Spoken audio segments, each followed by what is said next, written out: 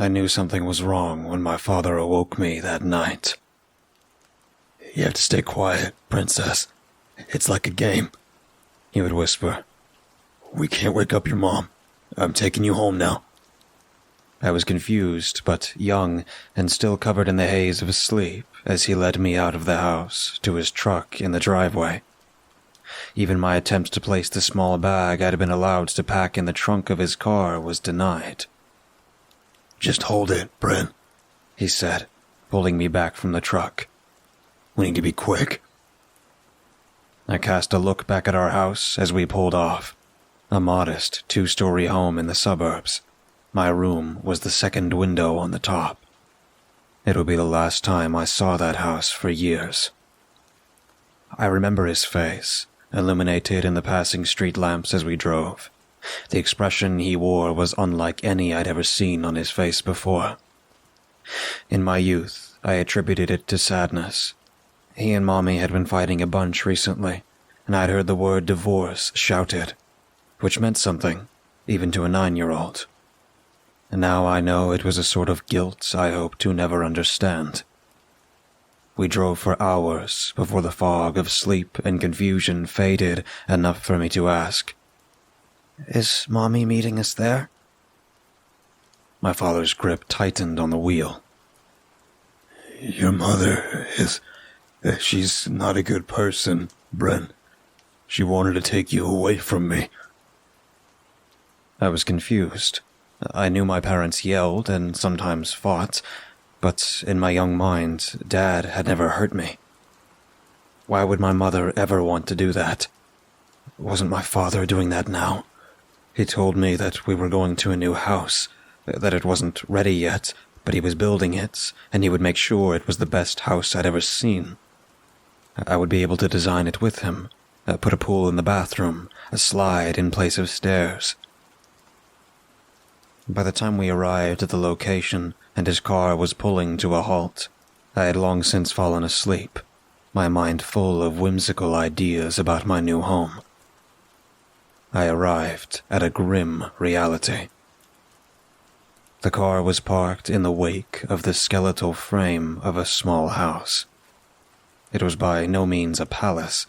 In fact, it was quite a bit smaller than the one we already had, and sat in a lot surrounded by forest that made it difficult to discern direction. It was only partially completed, missing several walls and flooring in parts of the second floor. Just a little ways away from it, at the mouth of the driveway, sat an older model camping trailer, which would serve as our home for the following year. During that year, I learned not to ask about my mother, not to question why I couldn't call her, or when I'd next see her. Father's mood had always been prone to sudden shifts, almost exclusively towards anger. It had been the reason for so many of the fights he and my mother had, the ones where I would try my hardest to hum some song from memory or bury myself in a book, in the hopes of distracting myself from hearing the screaming and slapping. Even though Mom wasn't around, and his temper had, for the most part, seemed under control, I knew not to push things. In the best of circumstances, he'd dismiss any question about my mother's absence, usually pinning the blame vaguely on her, and sulk in silence for hours afterward. During the worst, which came far more often, he wouldn't say a thing, simply glaring at me before stewing in a silent rage that always felt like the quiet before a familiar storm. I'd never known him to blow up on me. In fact, it was usually the opposite. Growing up, I was his princess, whom he seems to feel needed to be protected from what he viewed as my mother's bad influence. He'd never put his hands on me, apparently reserving all the worst of his wrath from my mom, but she wasn't around now, and I wasn't going to take chances. Though he'd never yet been violent towards me, a part of me was always certain, deep down, that he was capable of it. During those months, a strange new reality began to settle in, and with it, a new day-to-day. It's strange how easily a child can adjust to a whole new way of life. It's funny how malleable you are at that age. No matter how strange or peculiar the new situation may be, children just assume the adults in their life know best and adjust, allowing it to be their new normal. I was homeschooled on the days my father wasn't working an odd job or construction gig. When he was, I occupied my time reading the books he would bring me back from town in the trailer. Above all, I was expecting to stay on the property, told never to wander too far from the trailer.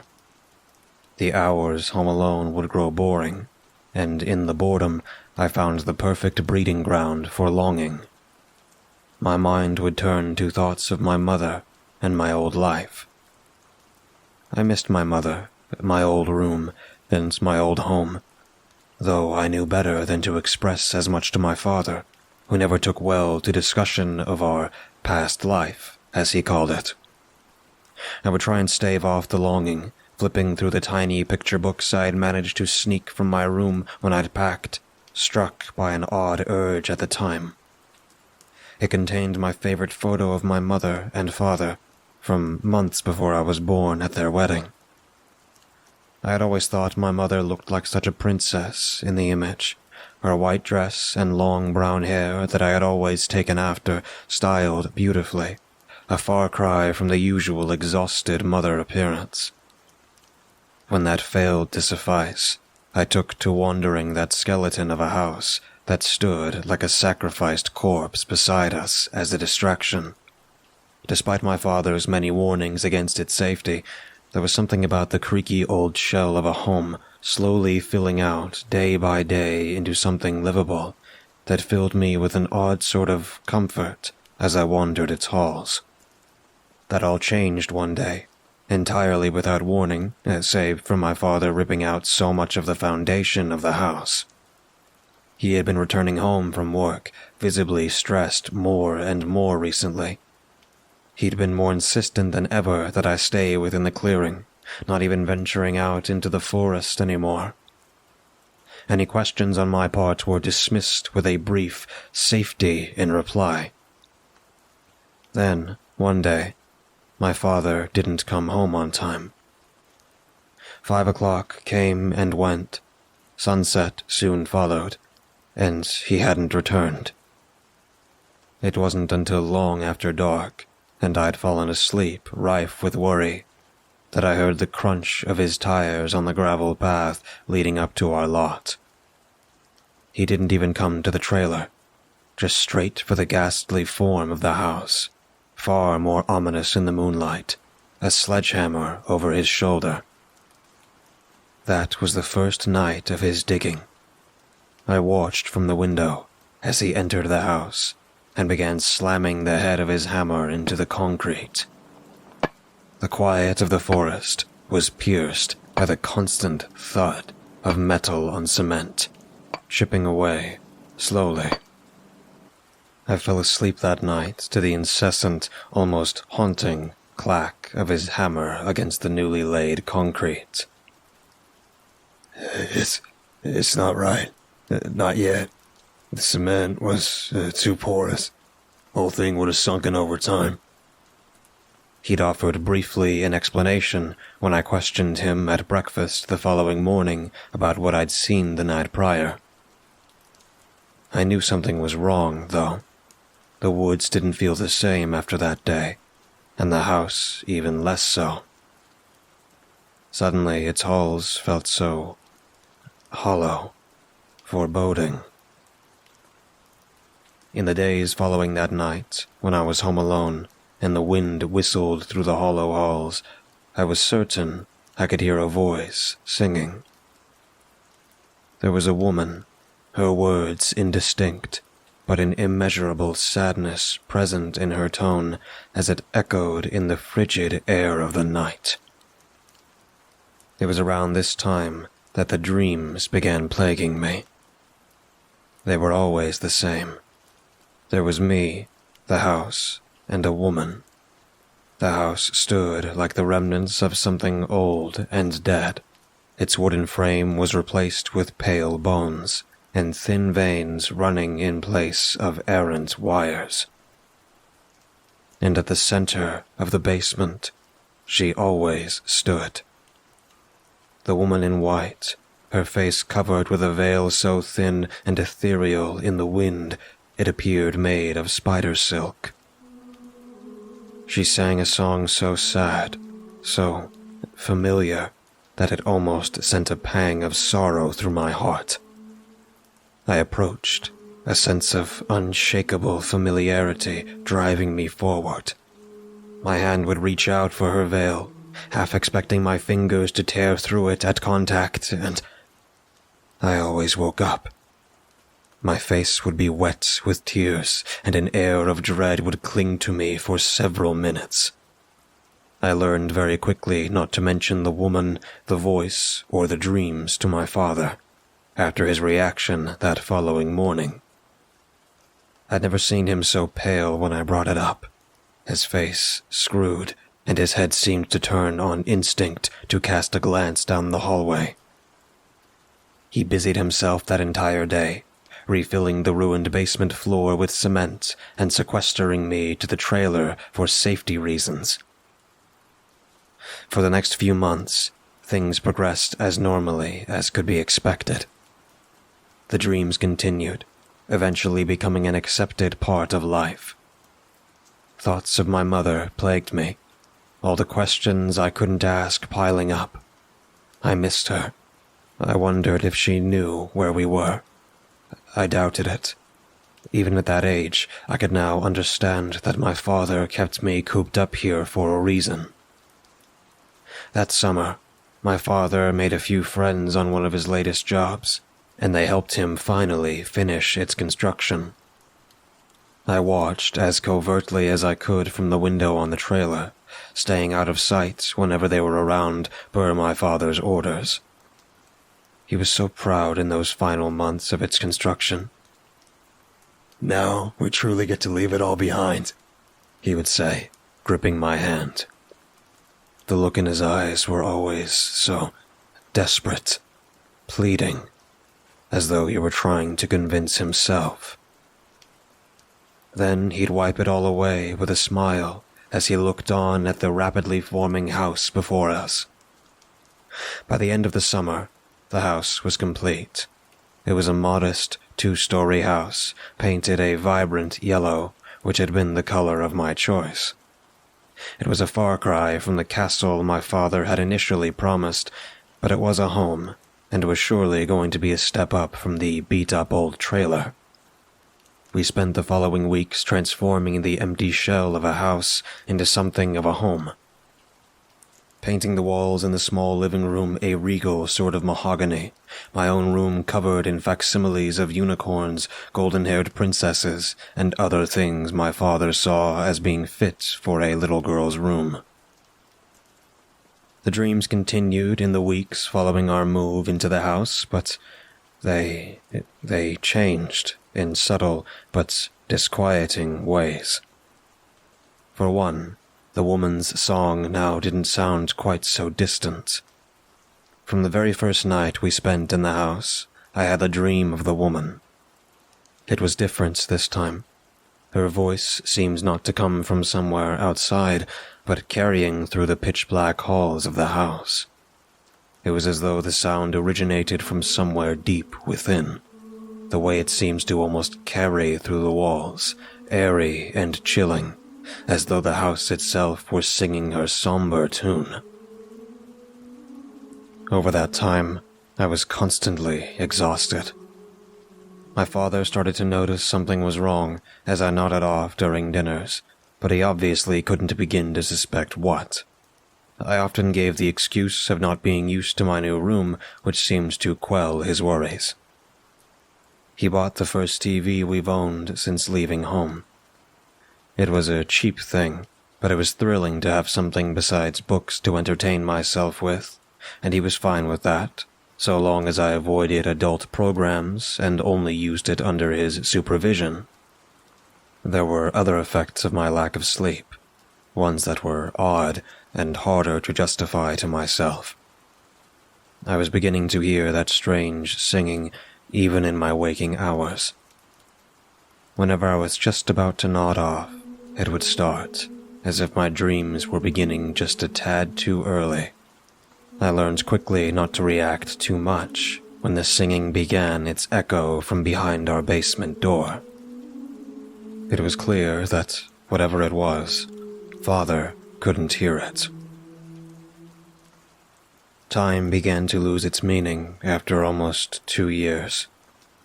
My sleep schedule was shot, and paired with the fact that Father insisted I remained within our little section of the woodland, my mind remained constantly in an odd haze.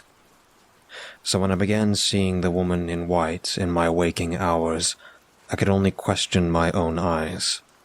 Like her song, I tried to ignore her when I caught sight of her pale, incorporeal form. She moved through the halls, her form like the static of a television, cloudy and fuzzy like she was made of snow.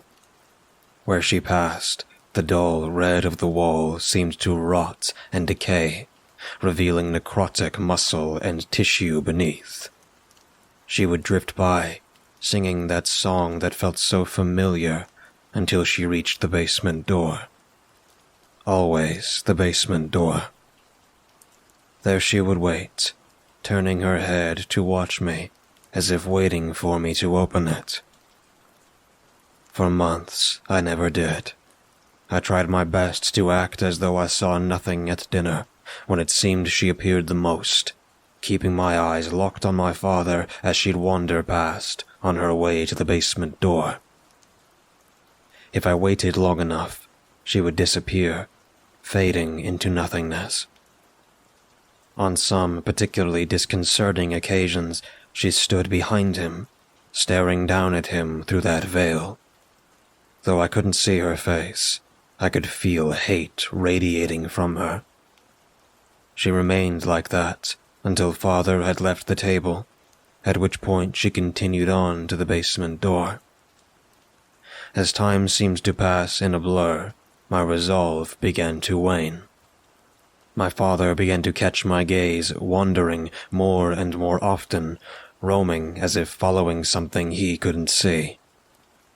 I could tell it would freak him out by the worried look he'd shoot me, or the way his gaze would fall on the basement door. When the night came that I finally broke, my father was away. As the construction season passed, he'd taken a job a few nights a week at a local warehouse that kept him away from home until the early morning hours. The house was mine in those hours, yet never was I allowed the luxury of feeling alone. Even when I couldn't see her, I could hear her, a waking dream superimposed over reality. I was eating alone at the dinner table, the TV blaring some local news channel in the other room to stave off the silence, when her song began. I tensed out of instinct, doing my best to keep my eyes on my food as her form drifted into the room. My father was gone, which meant there was only one place she would head, as she did so often: the basement. I watched from my peripheral as she moved past the other end of the table. Perhaps it was a year's worth of exhaustion and rising paranoia finally making me break, but her song, that strange, hauntingly familiar hymn, words always just out of reach, I felt like I knew it. I slowly chewed the chicken from my microwavable dinner, and two things occurred to me almost simultaneously, like lights flicked on in the darkness. One was an idea, the other a dawning realization. I dropped my fork. Before I could even consider my next actions, I was up from the table, pushing the chair back and rounding the table. She stood, flickering like an old movie outside of the basement door. For once, I looked, not bothering to try and hide the fact as I approached. I think by that point, a part of me already knew that the woman was no mere effect of exhaustion. She was real, or at least not limited to my imagination. I had always tried to justify the faint creaking of floors as she passed over them, but I always knew. My heart raced like a jackrabbit in my chest. A smell reminiscent of when I sat inches from our old box set as a kid, singeing my nostrils. The paint of the walls seemed to bruise, turning yellow and then gray as they rotted with her passing. Before I could think, I reached out and touched the nearest wall, running my finger along it as I approached. It was wet and brittle to the touch, a thin trail of clear slime extending with me as I pulled back. She froze, coming to a stop at her usual destination, and turned to watch me expectantly. A cold dread sunk its claws into me as I stared into that veil, holding me in place for a moment. I mustered the fleeting wisps of courage I had. With a sigh, I pulled open the basement door. Her reaction was immediate. She shot forward, passing through my arm as though it were nothing. I yanked it back, gasping as an icy wave of pins and needles filled the limb. Her head tilted just slightly, as though curious about my reaction, but she turned in an instant, disappearing into a faint glow into the darkness below. I know no rational person would have followed, but I was young, and that curious familiarity seemed to pull me forth. It was odd to think, but I almost felt more comfortable with the phantom woman at this point than I had around my father since the night he'd returned with the hammer. Something about him had just seemed different. I followed the woman to the basement, the steps groaning underfoot. A dank, damp smell had already come to fill the air, intermingling with the dust left by construction. With each creak of the steps as I approached the cold floor beneath, the knot of anxiety in me pulled itself tighter. A feeling of dawning dread started to seep past the patchwork wall of bravery I'd built. I waved my hand blindly for the string attached to a singular light bulb in the basement, eventually finding it and pulling. Nothing. A second and third pull returned the same results. The woman's faint song rose from behind me. I turned to face her. Her faint glow illuminated the other half of the room. I shuddered. It would have to be enough. Slowly, I began to approach her. She was kneeling, her head lowered into her hands as she sat before a spot on the concrete. I recognized it immediately. It was a slightly off shade of gray, different from the rest of the room, newer. The sound of that incessant clattering, my father's hammer against concrete, rang in the back of my mind. So much had changed that night. It had been after that the woman's song began to haunt me. It had seemed to be yet another point in my life at which things had taken a turn for the unfortunate, a strange catalyst for a dark shift. The catalyst for all of it being the night my father took me from my home. The woman raised her head from her hands as she approached, staring up at me with that same silent expectancy that she possessed waiting outside of the basement. What do you need me to do? I asked, my voice shaking with desperation and the ever-present instinctual sort of horror always at the back of my mind as I stood in the presence of the impossible. She lifted her arm, pointing one pale, unclear finger towards a dark corner of the room, illuminating it as though holding a pale blue candle. In the corner leaned my father's sledgehammer. It took only seconds before I understood what I was being instructed to do, what I had been called to do for months. I made my way to the corner, gripping the handle of the thing in my small hands. I strained, kneeling as I lifted the hammer from its corner, maneuvering it around and over my shoulder, before approaching her again. The woman stood, a fluid, almost instant motion as if she'd moved from one still to another, stepping to the side of the strange point in the cement. The air buzzed with indescribable energy, thick with a tension caused by the presence of something impossible and the sheer insanity of what I was engaged in. I stared at the woman for a moment, almost trying to peer beneath that veil, unsure for a moment of what I was about to do. She gave me the briefest nod, and in that instant I felt certain of what I must do. I raised the hammer as high as I could manage, swaying slightly under the weight, and brought it down with a clank of metal on concrete. A few chips of cement broke off, but little else. I did it again and again. The progress was slow, almost negligible at first, and though I wondered if I was even making progress, I was sputtered forth by the woman's gaze. There was something down there. I suppose I might have realized that deep down, the night my father took to it with a sledgehammer. His excuse always seemed lackluster.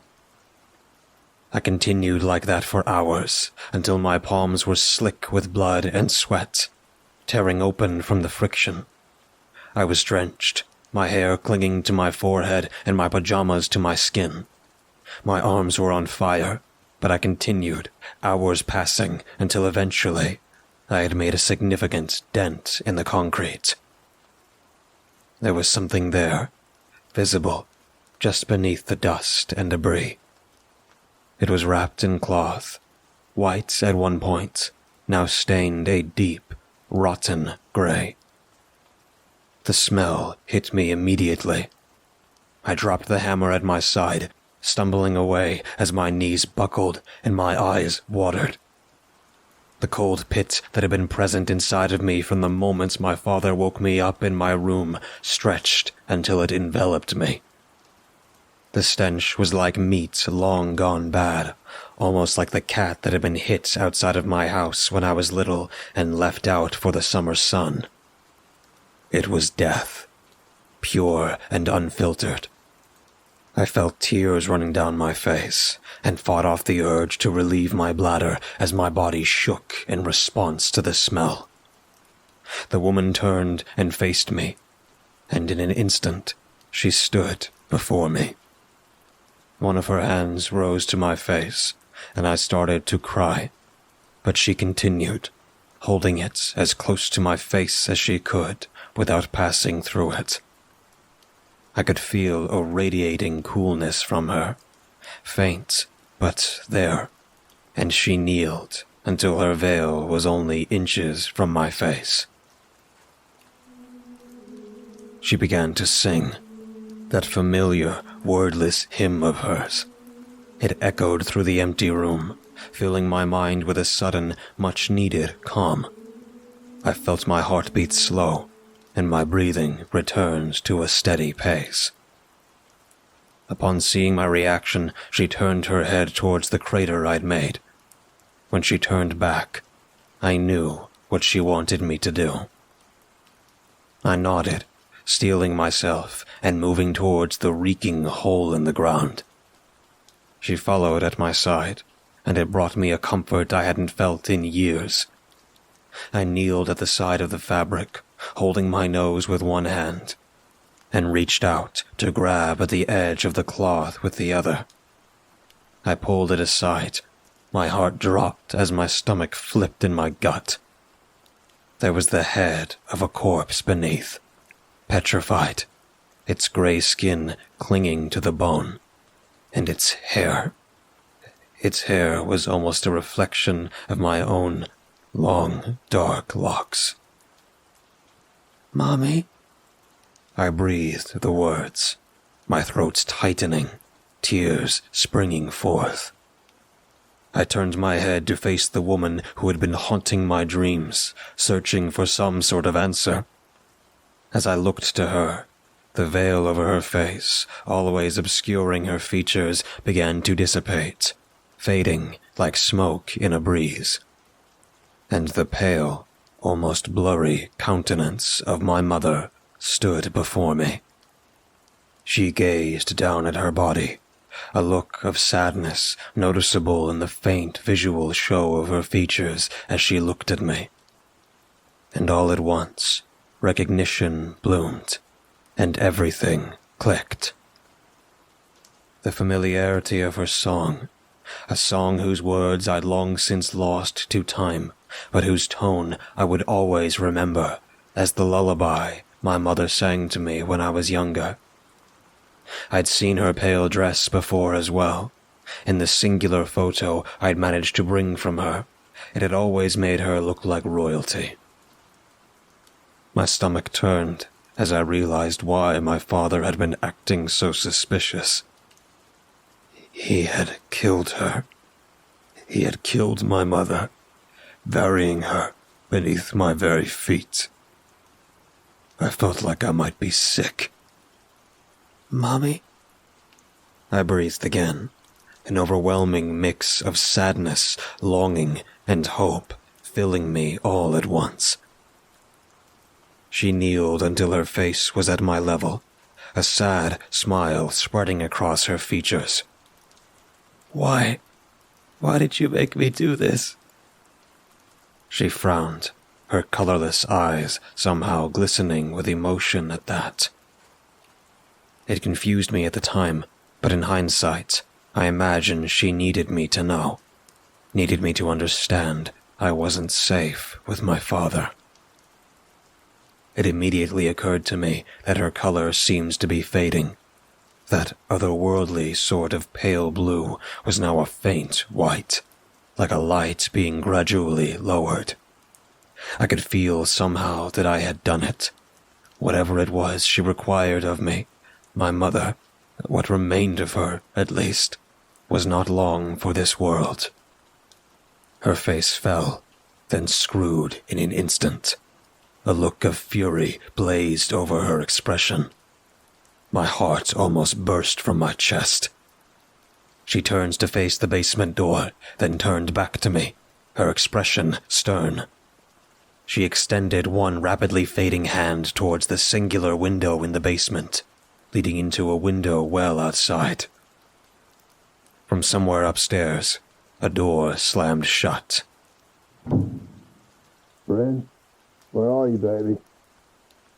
My heart sank as though thrown in quicksand as my father's voice carried down the stairs. I felt a fear unlike anything I have felt since I shocked my system as I glanced back at the body of my mother. I couldn't know what he might do to me for uncovering it, and I didn't want to. He had killed my mother. There was no telling what he might be capable of doing to me. The realization that my father had become someone unrecognizable to me was a chilling one. I had left the table in a hurry, leaving my food nearly untouched and the basement door wide open. If he came looking, which I was certain he would, it would be a brief matter of time. That icy burst of pins and needles exploding in the skin of my back drew my attention, and I turned to see what was left of Mother gesturing frantically at the window, her meaning finally clicking. "Bryn, you down there? I told you it's not safe." Father's words carried from nearby. He couldn't be too far from the basement door now, just a bit of hallway and some steps still separating us. I hurried over to the window, wincing with each step of my feet on the concrete. I began to fumble with the lock, each of my father's approaching steps from the floor above making my heart leap further into my throat. Finally, it twisted with a pop, and I slid the window open, letting in a rush of frigid night air. "Brinley."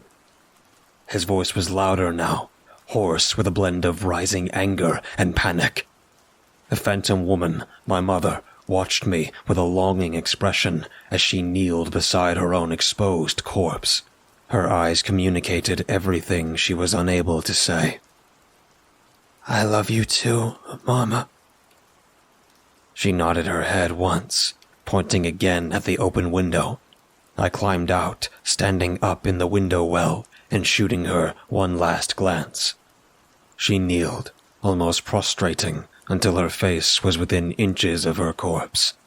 Its mouth snapped open as if some invisible string had been yanked, and in that instant, with one last glance my way, she was gone, disappearing inside the mouth of the corpse, which snapped shut behind her. A faint, dull glow seemed to settle just beneath its skin, and for just a moment I could see her laying there as she used to be. Her beautiful face was merely sleeping, and then it was gone, the glow fading, leaving only the dried husk. Brinley Jane Adams, answer me, damn it. My eyes widened with cold panic. He was coming, just at the top of the stairs now by the sound of it. The thump of footfall on the basement stairs sprung me into action, spurring me forth like a frightened animal. I strained to pull myself out of the window well.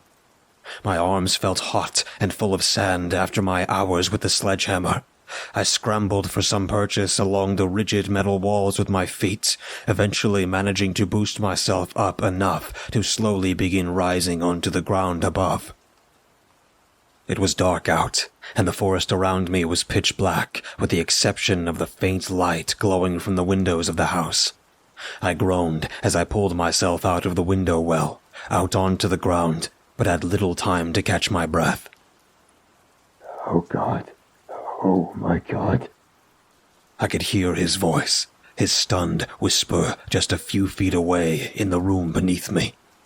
He was in the basement now, surely seeing my mother's corpse, uncovered, and the open window mere feet away. Brinley. He sounded unhinged. His voice seemed to shake the walls around him. I pulled myself to my feet and ran. Twigs and crinkling leaves announced the sudden burst of movement as I peeled off towards the tree line, which had for years symbolized the border edge of my entire world. Brinley, please. I did it for you, baby. Your mom, she was sick. She thought I might hurt you, and she wanted to take you away. But, friend, you know Daddy would never hurt you, right? His voice pleaded from behind me, at points wavering with exertion. I chanced to glance behind me as I rounded the corner of the house, heading off towards the gravel path that served as our driveway, just in time to see my father pulling himself to his feet where I'd just stood outside of the window well. Our eyes met briefly. He glistened with tears and an unfamiliar madness. My heart pounded in my chest, and my lungs burned, the bottoms of my bare feet beginning to sting from the pebbles, twigs, and detritus of the forest. Brinley. He practically shrieked my name. Brinley, I did it for you. He was gaining on me. I could tell by the rapid approach of his unhinged screaming. Despite my best efforts, I was half the size of my father, and without my shoes, running was growing excruciating. I had to think of something quickly. I veered off, hoping my father wouldn't emerge in time to see where I was heading, racing off towards the old trailer. It had been all but untouched since the house was built. A rotting memory stood on cinder blocks. I quickly crawled beneath and held my breath, watching the corner I'd rounded. My father emerged seconds later. His eyes were wide and wild, searching frantically through the surrounding brush. His hair was slicked with sweat and clung to his forehead in wet clumps. In his hand, he gripped a blade. I didn't want to know what he intended to do with it. How did you know? He moaned into the darkness, his voice wavering as he sobbed the question. Was it those dreams? Huh? Did your bitch of a mother fuck me over just one more time from beyond the grave? He spun as he spoke, eyes practically bulging as they scanned the darkness, and face a deep red, jaw clenched and teeth bared as spittle flew. I clasped my hand over my mouth, praying for my very heartbeat and breathing to be silenced. He shook with emotion, unmitigated rage, and an unhinged sadness.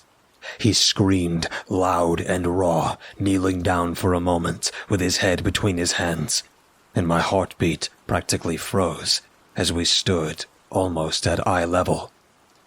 To my luck, he stood, never bothering to look beneath the trailer.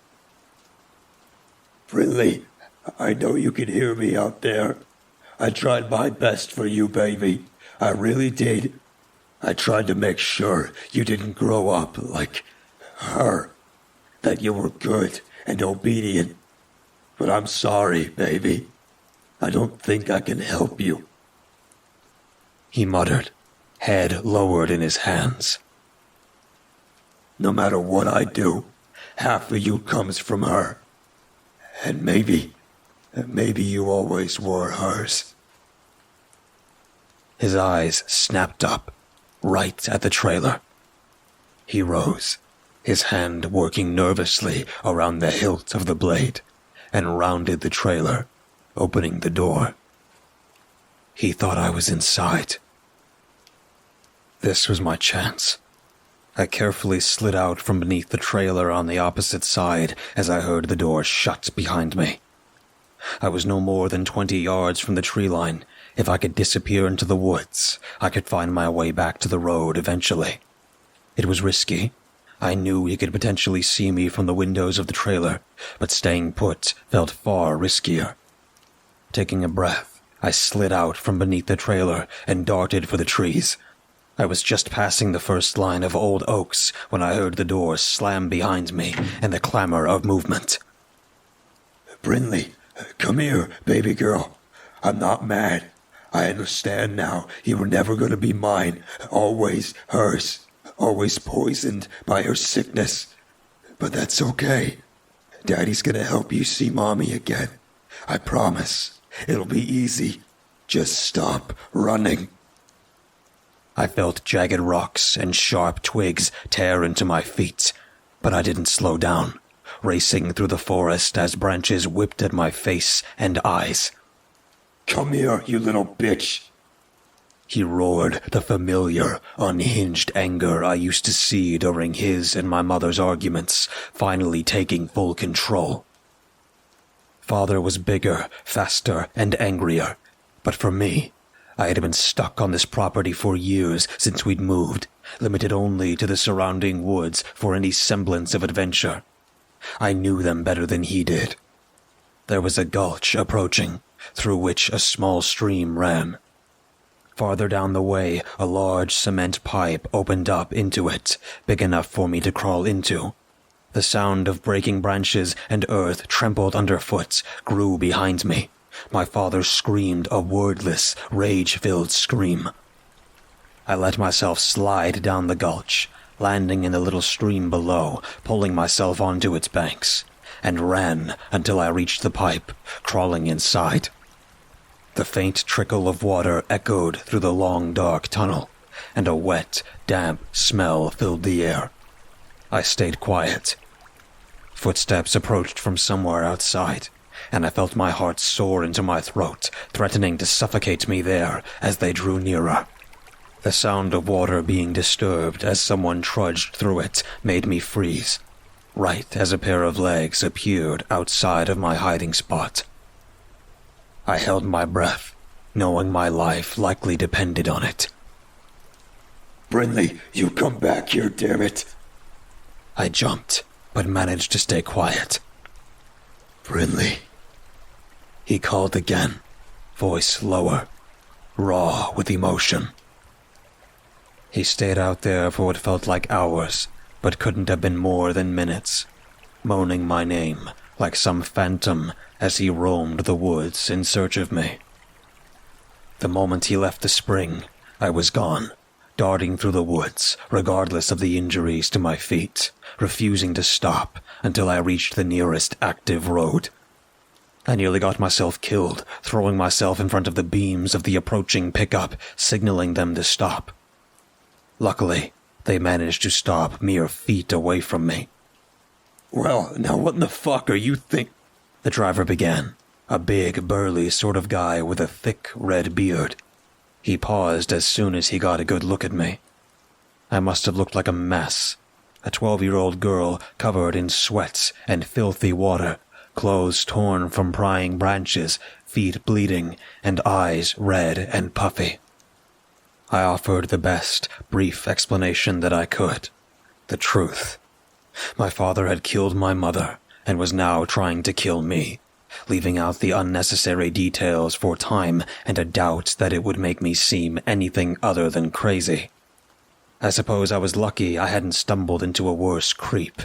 The man immediately drove me to the local police station, even giving me his jacket to stay warm on the drive after seeing me shiver while we drove. I didn't bother to mention it wasn't from the cold.